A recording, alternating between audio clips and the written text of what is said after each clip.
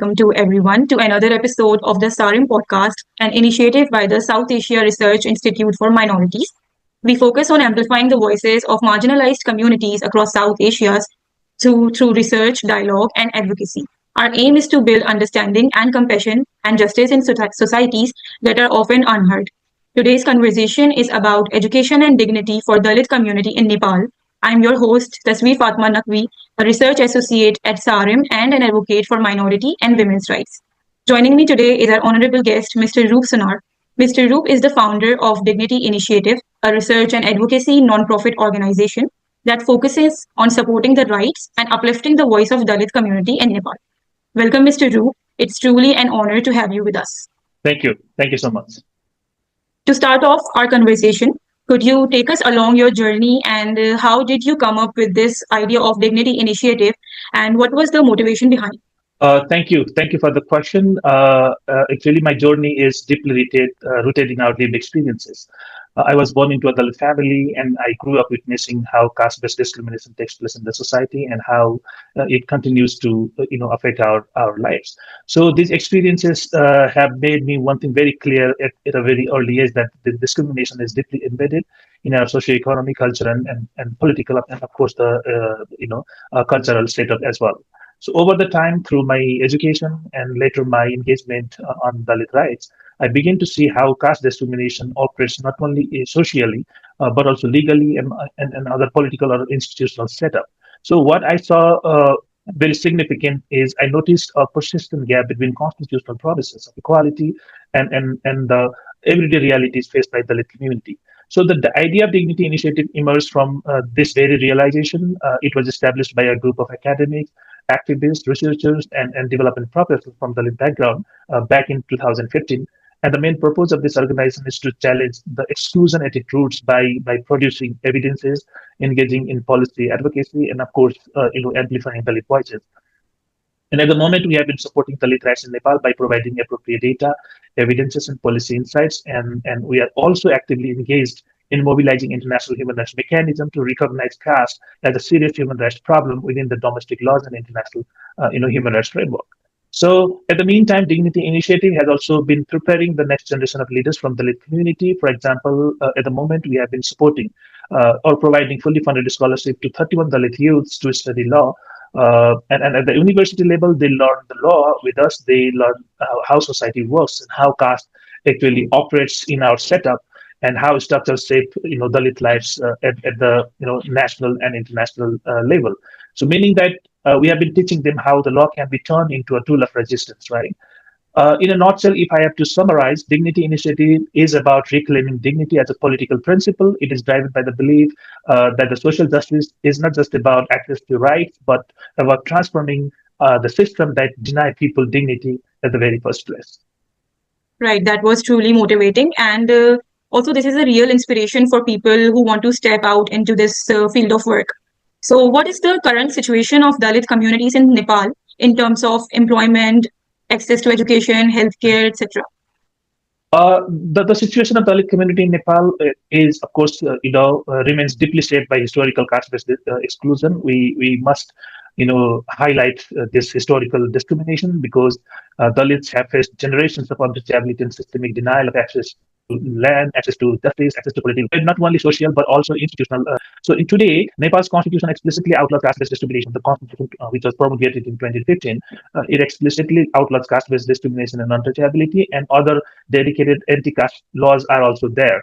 However, there is a stark gap between the law and its implementation. Dalits continue to face or experience discrimination in schools, in workplace, in housing, and public spaces, and of course now in the digital platforms as well. So socioeconomic indicators, if we also look at the socioeconomic indicators, they also consistently show that Dalits are among the most disadvantaged groups in the society.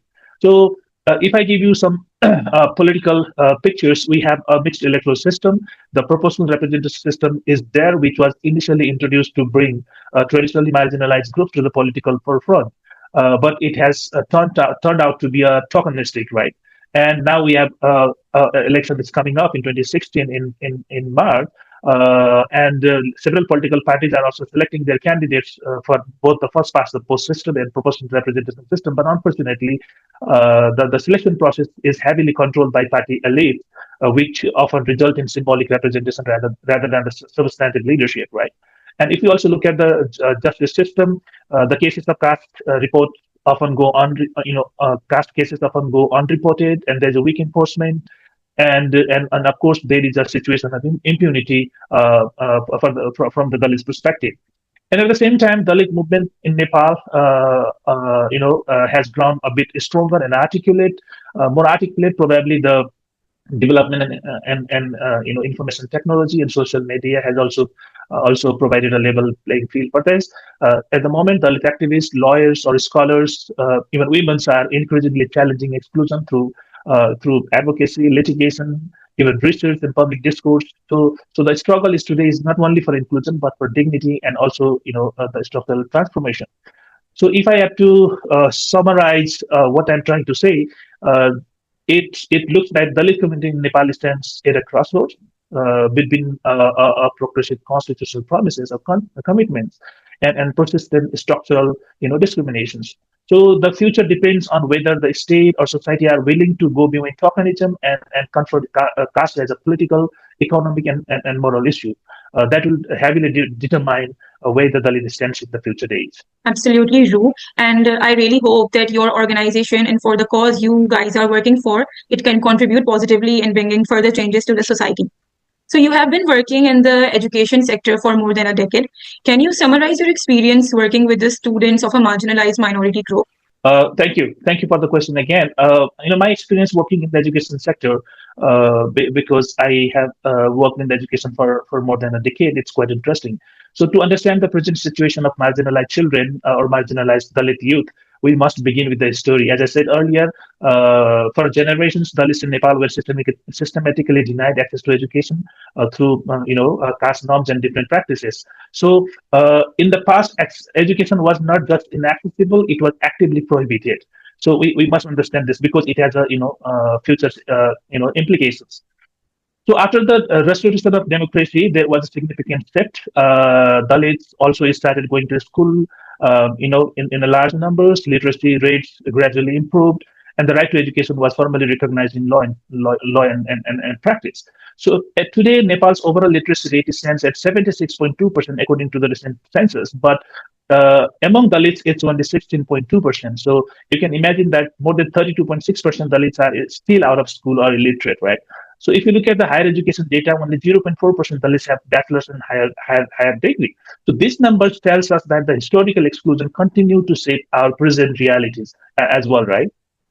So over the years, I have seen a strong, trend among the Dalit community that they put education in their priority, both the families and the upcoming youth. So many families see education as the only tool to dignity and mobility. However, there are structural barriers because everybody can dream to be a doctor, but their parents cannot afford. And when a state fail to provide those spaces or those support system, those dreams remain only in dream. So Dalit students still face high dropout rates, especially during the transition from primary to secondary education, and most attend under-resourced public schools, which even hinder their access to a quality education because there is a gap between public and private education system in Nepal. There are actually two types of education system in Nepal: one in private and another is public. And most of the children and youth go to a public education system.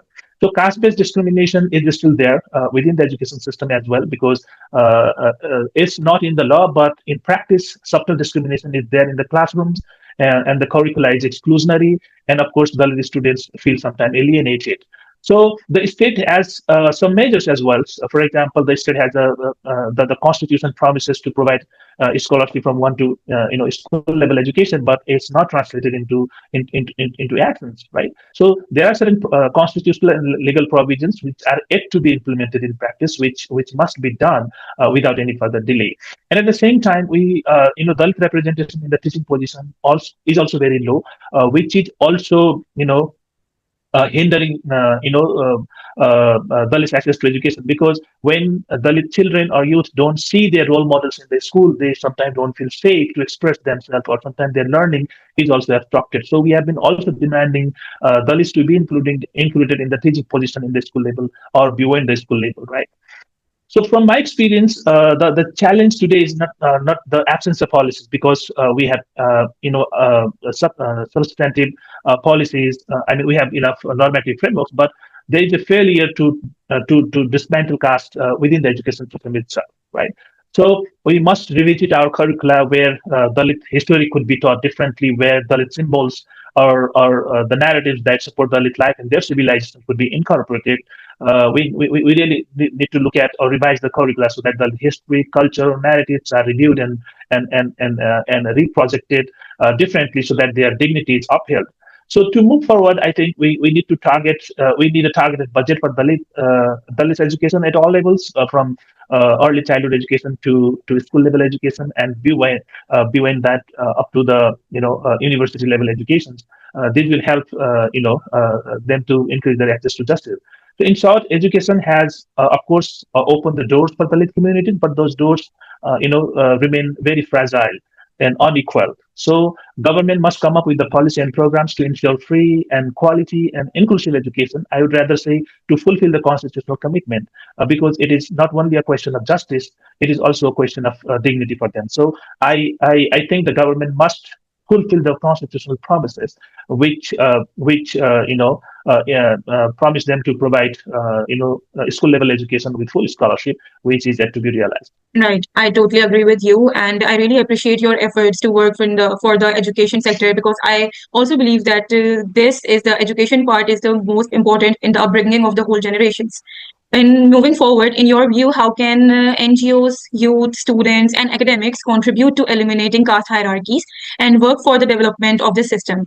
There are different NGOs working on Dalit rights in Nepal, and of course, one of the major work that they have been doing is, of course, the research and knowledge production. Because if you look at Dalit issues in Nepal, Dalit issues is under studied subject, and even if sometimes the studies are not available in the public domain, right? So the NGOs and academics should go beyond the documenting caste discrimination only, and they should come up with the knowledge that can counter the existing humiliating narratives. That can come up with the alternative knowledge and narratives regarding the Dalit community. The NGOs should further generate evidence-based advocacy or support strategic litigation, and of course monitoring the government's policy and programs. This will also help to hold the government accountable both at the national and subnational level. Right. The first thing could be, as I said, the knowledge production, and the second thing is the researcher or the NGOs could also challenge caste in the curricula and public discourse. Because if you look at now, we have the election coming up in March 2026, but the idea or the discourse of inclusivity is completely absent. You don't see that discourse within the political parties. You don't see that discourse within the public discourse, right? So the NGOs or the academia could play a proactive role in intensifying discourse, or in highlighting the issues of exclusion in the political circle. And at the same time, they could also lobby with the government or the educational institutions to revise the curricula to incorporate Dalit history, to incorporate the narratives that give dignity to the Dalit community, or incorporate to the role that Dalit communities have played in making the civilizations of this country. So these are some of the areas where the NGOs and academia can play a significant role. And then the third time, many youths are coming up, and of course they have the resource limitations. So the NGOs could also support in empowering youths who could be a powerful agents of change, when because sometimes their family cannot afford their higher education, and sometimes even the state is not able to provide the kind of support system they need. So in those areas, even the NGOs and other civil society groups can play a significant role by developing their leadership, by helping them to claim their space in the society or in the larger society. And finally, grassroots activism is important because there are so many youths working without any formal role each and every part of the country, and they need a support system. And if we could provide them a kind of support, the empowerment support with legal aid or education or political leadership, or it could be some sort of economic inclusion, that will really help them to claim the space, so that they lobby with the subnational government for allocating budget for Dalits. They lobby with the local government to work for the Dalit communities, right? So this empowerment, I think, will help to achieve a structural change. And at the same time, we must need to work with the political parties, because ultimately the political parties are the one who drive the change.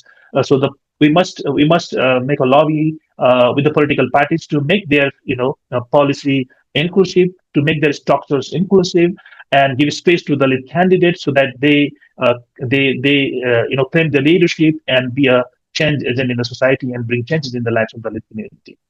Right, well, that was very well explained and well articulated from your end. So, is there, Mr. Roop, something else that you need to add in about the constitutional and the legal provisions for the Dalit community in Nepal? And do you think there is still the room for improvement? Like, as we see in the past, the education was prohibited, and right now many of you NGOs are working towards the education. So, do you have any hope for the future from the government or from the community itself? I mean, when we talk about the government, it's very difficult, because if you look at the global experiences, most of the governments tend to either eliminate the progressive agendas or try to limit them. When they remain the party are they tend to be very progressive, but when they get into the government, they either try to limit the progressive ideas or try to eliminate them. But then again, we have the constitution, which promises a lot of things, because Dalit rights are protected as a fundamental right, and caste-based discrimination is also regarded as a serious social crime by the constitution. So it gives a hope for the Dalit community. Despite that, there are so many anti-caste discrimination law since 2011, since that law was enacted, right? And during those period of time from 2011 until now, we have also looked at some caste-based discrimination cases taken to the court, and out of 144 cases, 63 cases were acquitted. So you can imagine the state of impunity against the Dalit community, right? So of course there are problems, but we have a constitution which give hope for the betterment, and at the same time that will not translate into isolation. We must work for that, and we must fight for that, and of course, we need to have some reform in our existing policies. It could be educational policies, electoral policies, and other socio-economic policies. We have suggested some reforms, and those reforms will eventually will translate it into action. And for that, Dalit community must be proactive, because nobody is going to give us the right for granted. We must fight for it, and I hope we'll be able to achieve it within our lifetime. Sure, absolutely. So, is there something else you need to add? We shall wind up. That's it. Thank you very much for this opportunity, because as I said earlier, Nepal is known as a good example for having a normative framework, but there are still a problem in implementation. So whatever we have done in Nepal through your media, we could at least share this my thoughts and our work with those people, and of course my final word would be this is not a single fight, so we must have a solidarity and transnational solidarity and movement to claim the rights of the marginalized groups, because this has become a global fight now. So thank you very much once again for providing this space and for providing this opportunity. Right. Thank you, Mr. Roop, for your time, and thank you to our viewers listening today. Stay connected with us through sarimwatch.original and our social media pages for more dialogues on peace, justice, inclusion, and minority rights in South Asia. Until next time, this is Tasveer Fatima signing off from the SARIM podcast. It's great having you, Mr. Roop. Until next time. Thank you. Thank you. Thank you very much.